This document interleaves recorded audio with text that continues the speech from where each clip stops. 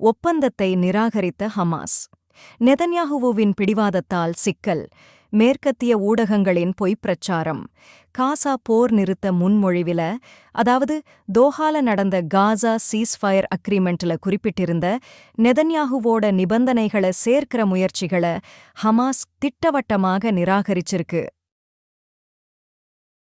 பேச்சுவார்த்தைகள்ல ஏற்கனவே சில இடைவெளிகளை குறைச்சிட்டதா அமெரிக்கா சொல்லுது. ஆனா நெதன்யாகுவோட நிபந்தனைகள் ஒரு தடையா இருக்கிறதாவும், அந்த நிபந்தனைகளை ஹமாஸ் ஏத்துக்கிட்டதா ஊடகங்கள்ல வர்ற செய்திகள் உண்மையில்லாத வதந்திகள்னு சொல்லப்படுது.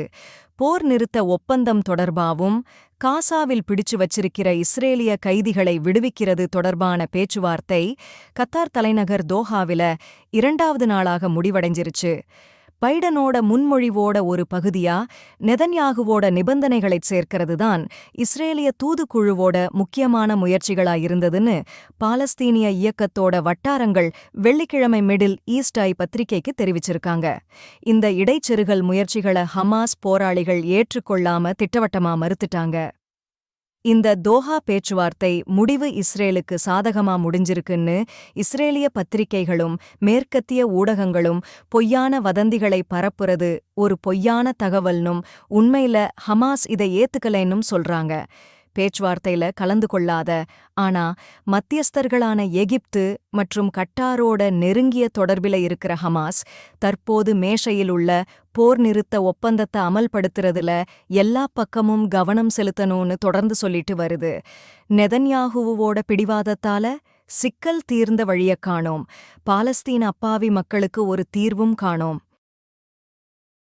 ஈரானைச் சேர்ந்த பல அதிகாரிகள் சொன்னபடி போர் நிறுத்த பேச்சுவார்த்தைகளைத் தொடர மத்தியஸ்தர்கள் கேட்ட கால அவகாசத்தை கொடுத்து அதன் முடிவுக்காக காத்திருக்கிறதா ஈரான் சொல்லியிருக்கு.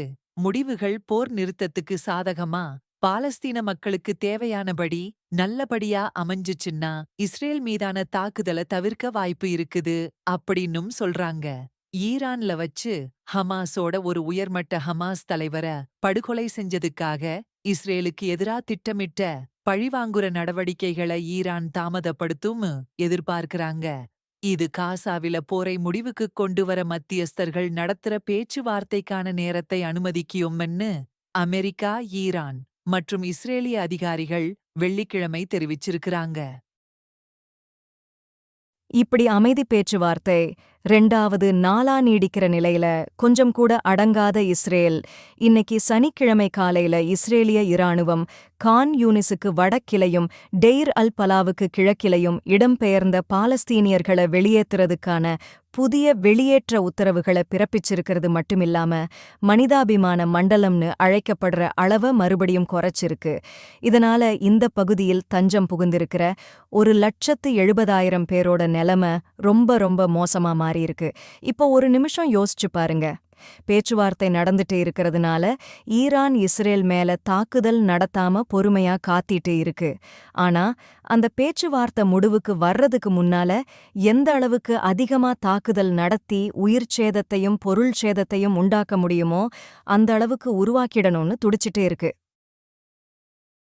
இந்த இஸ்ரேலிய பயங்கரவாதிகளுக்கு, பயங்கரவாத அரசாங்கத்துக்கு அமெரிக்கா ஆயுதம் வழங்குறதும் மேற்கத்திய நாடுகள் ஆதரவாக இருக்கிறதும் இன்னும் பல அரபு நாடுகள் கண்டும் காணாமலும் இருக்கிறதும் எந்த அளவுக்கு கொடுமைன்னு சொல்றது போங்க.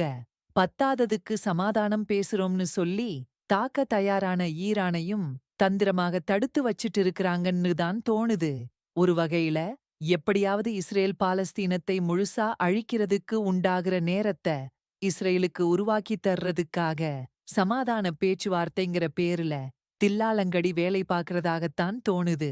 நல்லதோ கெட்டதோ, லாபமோ நஷ்டமோ, இஸ்ரேலுக்கு எதிரா ஒரு பெரிய ராணுவ நடவடிக்கை எடுத்து அதை அடிச்சு பின்னுக்கு தள்ளுறத தவிர வேற எந்த வாய்ப்பும் இருக்கிறதாவே தெரியலையே.